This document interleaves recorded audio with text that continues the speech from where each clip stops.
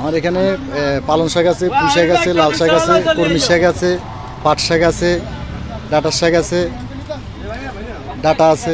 এগুলোর দাম কি?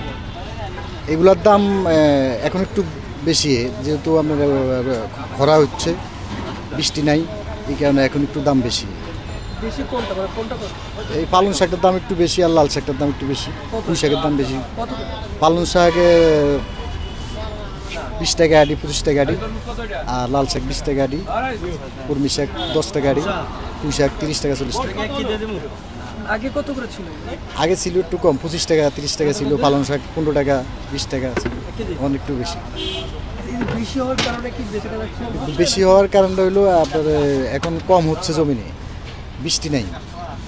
কিছু ফসল আছে বৃষ্টি হইলে ভালো, আবার কিছু আছে বৃষ্টি না হইলে ভালো, এই তো সব মিলে আর কি।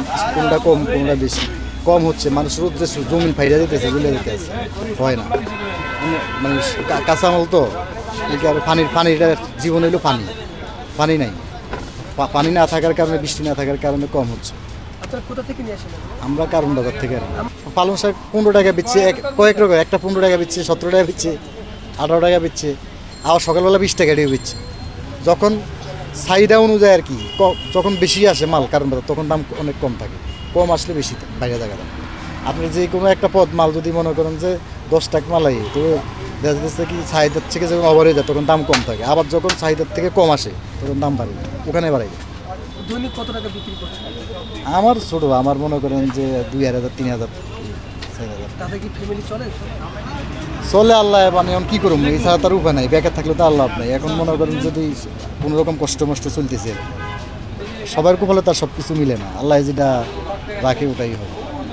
চেষ্টা তো করুন, মা বাপ হিসাবে, বাবা হিসাবে তো চেষ্টা আছে যে ছেলে সন্তানরে ভালোভাবে পড়াশোনা করানো, ভালো একটা তার জীবনযাপনটা তো ভালো করে দেওয়া যায়, এটা তো প্রত্যেক মা বাবার, আমিও তো চাইতেছি।